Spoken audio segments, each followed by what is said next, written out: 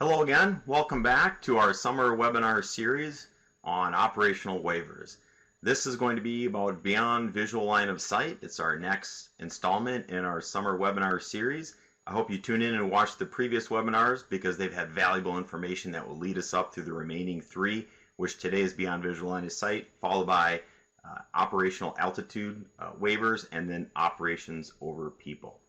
So today we are going to talk about operations beyond visual line of sight. Just a couple of basics again on the Adobe Connect platform that we're attending the webinar through here today. The audio is going to be through your computer speakers, so make sure you have that dialed up to the appropriate volume. At the bottom of the screen, you're going to notice that question and answer pod, the Q&A pod. That will remain active throughout the content presentation here today, also through the live Q&A, and we'll leave it active for a few minutes after the end of the webinar so you can finish typing your questions. That pod at the bottom of your screen gives you direct access to a production crew full of specialists from our legal department, our air traffic control department, our operational waiver team, as well as communications and many other specialists from flight standards that are here specifically to answer your questions on operational waivers. So be sure to use that resource throughout the presentation here today. All questions will be posted on our website after our presentation wraps up. When we get done with the content portion, we'll have our live Q&A as usual. That's the time when you can ask me directly over the air any question you might have about operational waivers or really anything drone related that you'd like to try to get an answer to. I'd like to point out that the session is being recorded. We do post all of our recordings online to our YouTube channel. We'll have more information on that later on through our webinar here today. So what are we trying to do today? Today we want to talk about operations beyond visual line of sight under Part 107.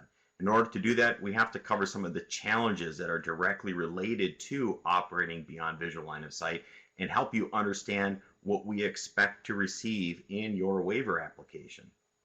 Through that process, we're going to go through the waiver safety explanation guidelines because that is the key component to get you started on any operational waiver application that you submit, but certainly for our beyond visual line of sight. So let's start with the rule itself. 107.31 requires visual line of sight at all times. We state that the remote pilot in command or the visual observer and the person manipulating the flight controls must be able to see the unmanned aircraft throughout the entire flight. And that vision, you being able to see your unmanned aircraft, must be unaided by anything other than corrective lenses. This vision that you have of the UAS required by rule helps you to know the aircraft location, the attitude, altitude, direction of flight, observe the airspace around your UAS for other traffic, and also to ensure that your unmanned aircraft doesn't endanger anybody or anybody's property. That's a critical key component of the rule itself. Throughout the entire flight, those things that I just mentioned have to be seen by the remote pilot in command or the visual observer. That's the rule. That's what we're all operating under. But today, we're talking about the waiver to that rule. And 107.200 does allow us to waive 107.13, meaning you can operate beyond visual line of sight with an approved waiver. A reminder that when you're submitting any waiver to the FAA, you must submit that application including a complete description of your proposed operation and justification to us that your operation can be safely conducted. That's right in the rule itself, and it bears repeating. So let's talk a little bit directly about the risks of operating beyond visual line of sight. There are many, as you probably know, but I want to focus on three key elements that are really the main cornerstones, so to speak, of this waiver application. The first one is that operating beyond visual line of sight does not remove the responsibility for the remote pilot in command to see and avoid other aircraft. There's also issues related to the command and control link frequency spectrum. So there's a lot of frequency and technology concerns with operating beyond visual line of sight. Also, the reliability of your equipment is important. We're talking about failure rates, latency rates, notification process and procedures that you have as a remote pilot in command that you will need because you can't see your unmanned aircraft when you're beyond visual line of sight. In a lot of ways, BVLOS, beyond visual line of sight, is a technology waiver. When we look back at the waiver we reviewed before, which was a daylight waiver for operating at night, sure, that incorporated some technology. We had to have lighting equipment on the UAS. We had to have certain software that you're going to use to mitigate certain risks. but most of it was a procedural-based application. What are you going to do, and how are you going to do it? Beyond visual line of sight takes that same type of procedure, the what and the how, and adds in a lot of technological requirements. So let's kind of go through some of this here. The big component, the big concern we have with operating beyond visual line of sight is see and avoid. As I just mentioned, that still is the remote pilot and command's responsibility. Now, obviously, when you're flying beyond visual line of sight, you can't see the aircraft itself. So how are you going to maintain that see and avoid responsibility? A lot of people will put in, I'll use ADS-B. ADS-B is how I'm going to detect, or I'm going to see and avoid. That's not a magic cure, because a lot of aircraft do not have ADS-B installed, nor are they required to have ADS-B installed, depending on where they operate. Another factor in terms of installing an ADS-B type transmitter or receiver on your unmanned aircraft is that it needs to be TSO certified, TSO compliant. That's a technical standard order. So that's just some things we're seeing in the applications that people are putting in there thinking that they've solved all the problems, when really it's not exactly the end-all solution to this see and avoid responsibility. Another component of that is, what are you flying over? Now, if you're operating within visual line of sight, you should know exactly what you're flying over because you can see your unmanned aircraft. But when we go beyond that, how do you know you're not flying over a lot of people? How do you know people or cars or other vehicles aren't underneath your UAS? That's going to be a responsibility you have as an applicant to let us know how you're going to avoid flying over people on the ground. Because just like operating with the see and avoid and giving right away, operating beyond visual line of sight doesn't negate the rule that you're not allowed to fly over human beings. Another concern that people have with beyond visual line of sight is frequencies, the frequency spectrum. And this is where we get involved with the FCC as well. Many frequencies that I bought it from the store, open up the box, and I'm flying my drone, operate on are shared. They're shared by Wi-Fi routers, they're shared by garage door openers, etc. It's a real concern to us and the safety of the national airspace system that when you're flying, somebody opening their garage door doesn't cancel your command and control link or cause your UAS to take a different path than you originally intended. In talking in terms of transmission, the range obviously is another key component. How far can your UAS go and still transmit a signal back? And how far can your UAS go where you can still receive that signal? Obviously, that's critical. It gets back to that command and control link. So anything that transmits a signal in the US has to carry an FCC license. In fact, if you probably look on your UAS, you've got an FCC logo somewhere on there, meaning that the frequency has been licensed. You need to make sure that whatever frequency you're using to command and control your UAS beyond visual line of sight is FCC approved, is FCC licensed.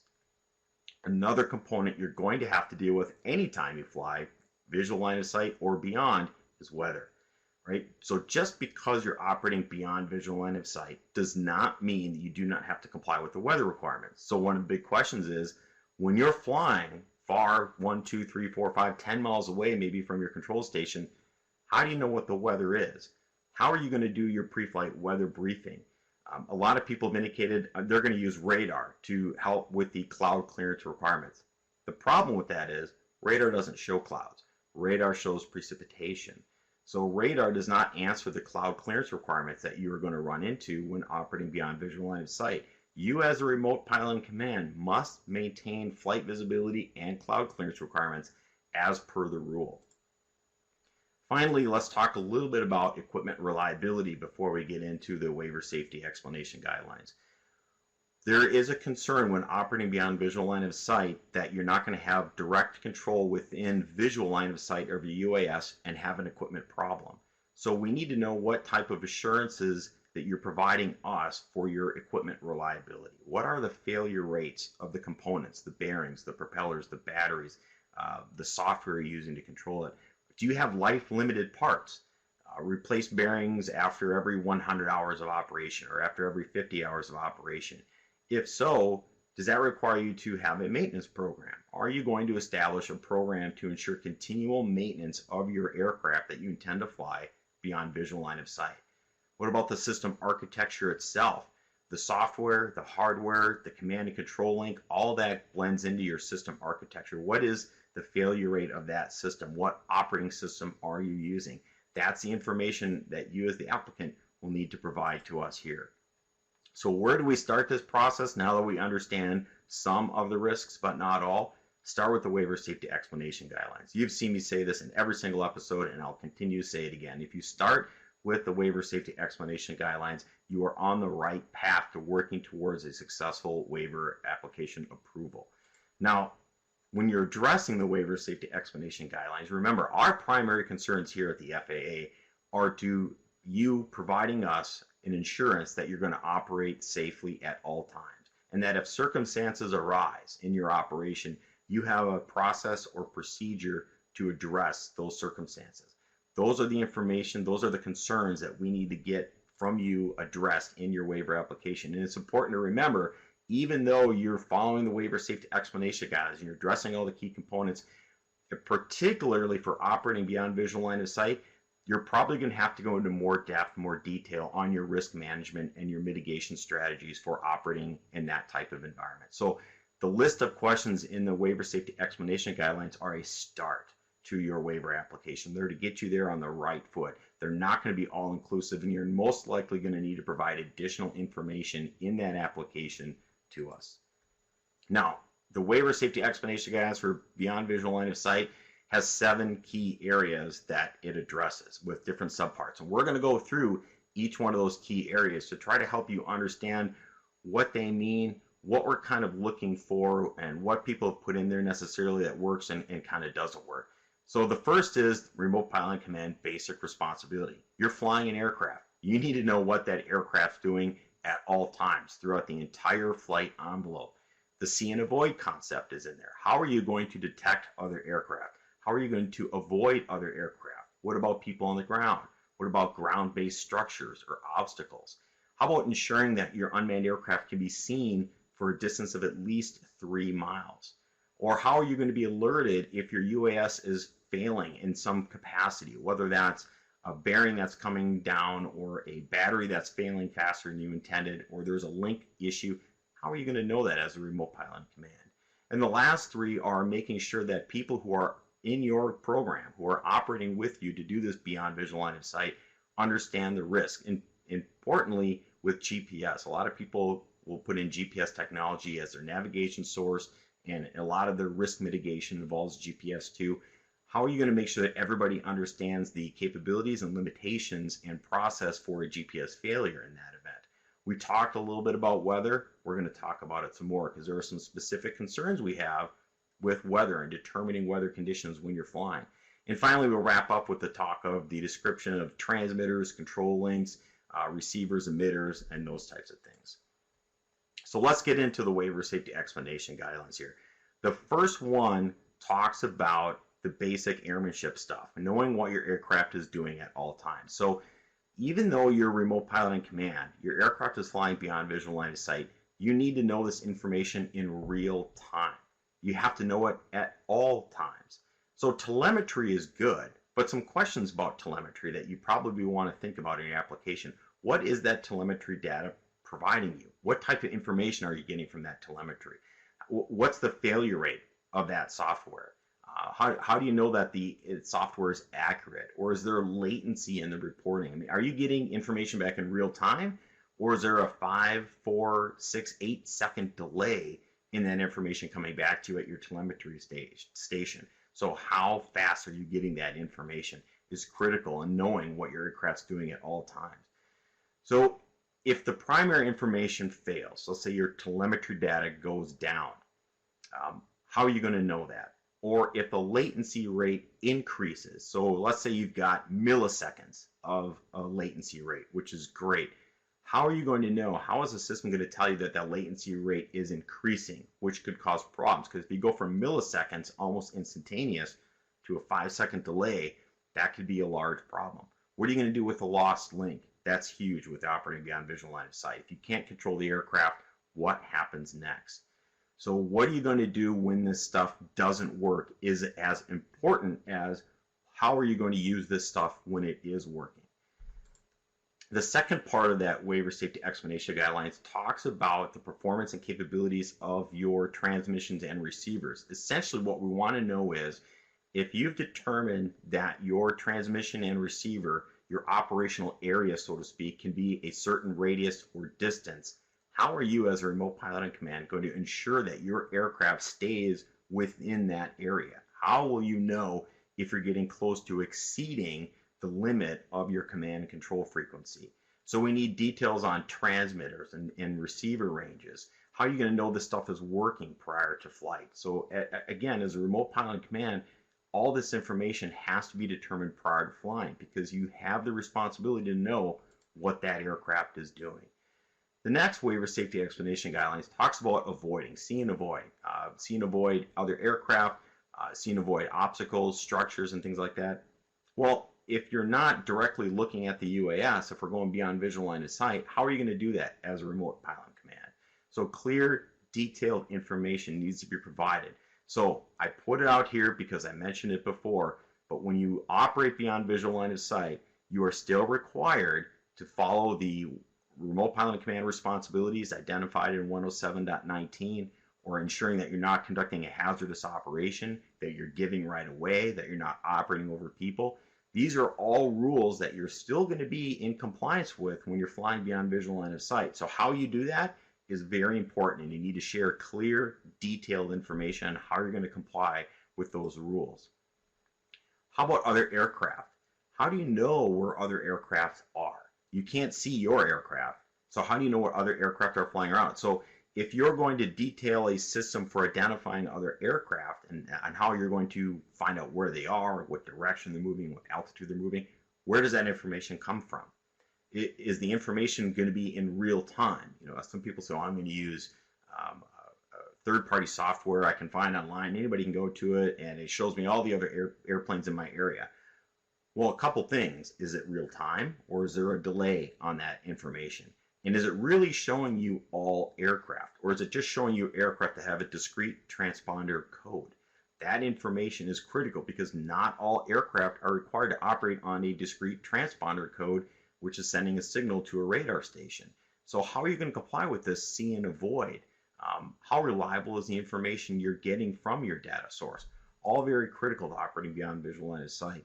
When you do detect another aircraft, airborne vehicle, or a launch or re-entry vehicle, if you happen to be near one of the coasts and they're doing spacecraft launches, how are you going to avoid that? What equipment's on board your system, your UA or your transmitters that's going to talk to you, that's going to allow that aircraft to avoid the other aircraft operating in the area? You still have that responsibility. You need to provide us with that information. So you can see as we go through some of these waiver safety explanation guidelines, operating beyond visual line of sight is very detailed. It's not impossible, but it's certainly a complex waiver request. So how are you going to avoid flying over people on the ground? How do you know if there's people underneath your UA if you're flying beyond visual line of sight? Well, you could look at how populated is the route you intend to fly. Are you flying over a city? Are you flying in a sparsely populated area? Are you flying over a desert? All these things play into the probability of you operating directly over somebody. So what mitigation strategies based on your operational environment, like what airspace are you flying in, can you incorporate to reduce the risk? Can you modify your route? Can you change to operate over sparsely populated areas only?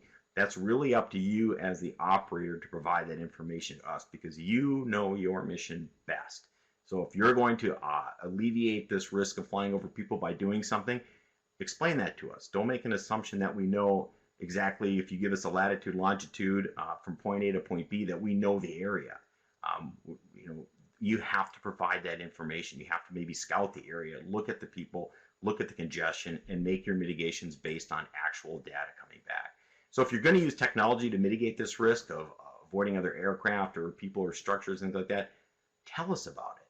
What type of equipment are you using? How does it work? Again, I've said this before in other presentations, the what you're doing or what you're using is just as important as the how are you going to use it or how does it work. That's very, very key in your waiver application.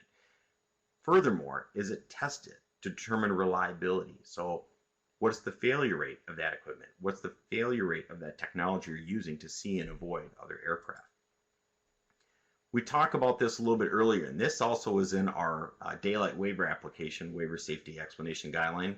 How are you going to increase the conspicuity of your UA to be seen for at least 3 miles? Now remember, we're going beyond visual line of sight. This isn't a requirement so that you can see your unmanned aircraft at 3 miles or more. It's a requirement so that other aircraft, people, can see your UAS at that distance. If you don't need to increase the conspicuity of your UA because you're operating in a TFR or there's some sort of restricted airspace where you're going to be the only one out there, let us know that. Let us know what that process, procedure, airspace requirement, let us know how all that is set up. Otherwise, we're going to ask that you show us how you're going to increase your visibility of your unmanned aircraft for at least 3 miles. The waiver safety explanation guides then go into talking about how you're going to be alerted of a degraded UAS function.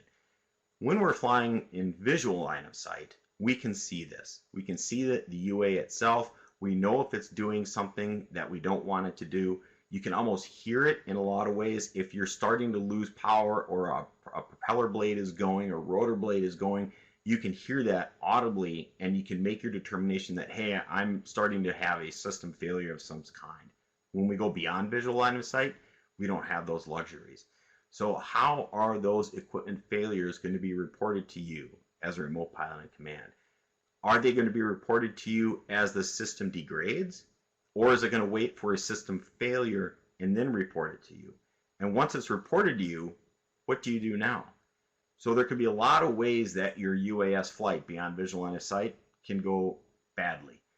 We need to know how you're going to address that. How are you going to be notified? What process you're going to follow to address those types of issues of equipment failure? So if you have a UAS and it's got a determined level of reliability, please provide that information to us. We've talked a lot about equipment and reliability in this presentation, but some of the things that we're curious about, if you're saying my UAS has a determined reliability of 1 failure with every 7,000 hours or something like that, we need to get that information. So what's the mean time between failure testing with the results? Or what's the reliability, or what maintenance program are you following? Are there life limits on the equipment that you're using? Not only the UAS itself, but the command and control software or capability control station you have. What is it doing? How is its failure rates compare to the other aircraft? So that's the system architecture, the hardware, the reliability. You can see where we're going with this. We want to know how reliable your equipment is and how that reliability was determined. So now we're talking about the people you're flying with when we get to this waiver safety explanation guideline question. The people that are on your crew, the people that are helping you out, do they understand what you're doing? Do they understand the limitations? Do they understand the procedures for your operation to follow if things don't go the way you intend?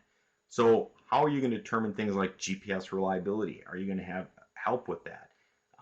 GPS reliability may involve more than simply checking a NOTAM to make sure that a GPS satellite is out, because flying around buildings, depending on its structure and depending where the satellites are, that can affect your GPS reliability. And so that's something you need to consider before you go flying. If your UAS relies on GPS, not only for flying from point A to point B or point A to point B, point C and back, what happens if GPS goes out? What happens if a satellite goes down during mid-flight? What happens if your equipment on board your small unmanned aircraft no longer receives the GPS signal? We've had a lot of applicants say, if that happens, I'm going to hover in place. The problem with that is most hover in place functionalities of UAS require GPS. So if the GPS is down, hover in place doesn't necessarily work. So how are you going to accomplish a safe letdown of your UAS if GPS signal is lost? That's something you have to consider in your application. We talked about this earlier as one of the key components or one of the considerations you have with operating beyond visual line of sight, but weather. How are you as a remote pilot in command going to ensure that the weather you're operating in and the cloud clearances that you're maintaining for your aircraft are consistent throughout the entire flight when you cannot see your UAS? So I mentioned before, radar will not show clouds. So radar is not a great tool to use for cloud avoidance as required by 107.51. A lot of people say, well, I'll pull weather from airports and reporting stations around. That might work depending on your route of flight. But if you're 10, 15, 20 miles away from that airport, can you be sure that the weather you're encountering is the same weather that they're encountering at the field? That's something you have to consider. Where is that weather source reporting from? So there's pre-flight requirements for weather as well. That's something that you're really going to need to research as a remote pilot command operating beyond visual line of sight, how you're going to tackle that weather issue. Finally, we wrap up here when we talk about transmitters or emitters and command and control links and things like that.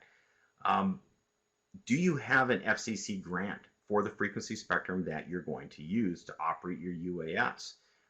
If you do, include that in your application. Include the frequency license used by the unmanned aircraft or at the pilot station. If you don't have a dedicated frequency, so you're not sharing it with everyone else, there is possibly a potential of you leasing a frequency from a license holder. That's something that you can look into as well. If you're going to do that and you're going to lease a frequency to operate your UAS on, make sure you include that lease agreement in your waiver application. So remember, the FCC requires that anything that transmits a signal has to be licensed and viewed by them, and reviewed by them, I should say, before it's allowed to operate. So it's an FAA concern, and it's certainly an FCC concern when we're talking about transmission. When you're going to use emitters or transmitters, make sure that you include in your application the frequency or frequencies that you plan to use the transmit on. The type of antenna, the gain, the pattern, the maximum range, the transmission power in watts and in decibel milliwatts. That's information that's critical to your command and control link, the range of your UAS, as well as FCC licensing. So make sure that when you're applying for the Beyond Visual Line of Sight waiver, you get really into the detail on your transmitters, because command and control is absolutely just as critical as see and avoid. With your emitters, whether they're using a modulation or their receiver sensitivity, system losses, do you have acceptable bit error rates? Again, these are just some ideas that we want you to consider in your application. This is all part of our waiver safety explanation guidelines. So you all have access to these types of questions that I'm posing here today, because they're all part of that document. So please review that document thoroughly. So 3 takeaways from this, and I'm going to put one up here that's not necessarily listed. Beyond visual line of sight is not impossible to get, but it is a very complex, high-risk UAS operation, which will require a very thorough, detailed risk mitigation strategy and risk analysis program that you have in your application. It's not as simple as answering yes, no on these waiver safety explanation guideline questions. You really have to get into the nitty-gritty details when we're talking about operating BVLOS. So top 3 tips: know the airspace you intend to operate in, incorporate processes to ensure that you remain in compliance with the other parts of the rule, things like not operating over people and weather requirements. Also ensure that the remote piloting command will have control of the unmanned aircraft at all times. If GPS goes down, if your command and control link goes down, those types of things need to be addressed in your application. So where do you go for information? The usual suspects here. Our FAA UAS website is a great one-stop shop for all your UAS needs. The Drone Zone documents, when you go to our Drone Zone portal, you see the website on the screen there. That's where you're going to have the waiver safety explanation guidelines that I just reviewed with you all, as well as the application instructions. Our webinar series, viewed in its entirety, is a great resource for you before you start your waiver application process. If you view this series, you're off to a tremendous start with your waiver application versus just trying it, shooting in the dark, and hoping you get a yes. All of these videos are previously, that will be recorded, are put online. All the question and answers that you guys have been submitting and that we've been addressing will be put online, and the website for that is on your screen there at www.faa.gov/go/waiver. So that wraps up our short presentation here on Beyond Visual Line of Sight. As usual, we're going to take just a short break before we get into our live question and answer session. So I appreciate you tuning in. Please stick around, because the Q&A pod will stay active throughout this time. You can still type in your questions to our experts, who will try to get to them as quickly as possible. And in about another minute or so here, you'll be able to ask your question live on the air with me. So thanks again for joining us. Please stay tuned. We're just going to take a short break.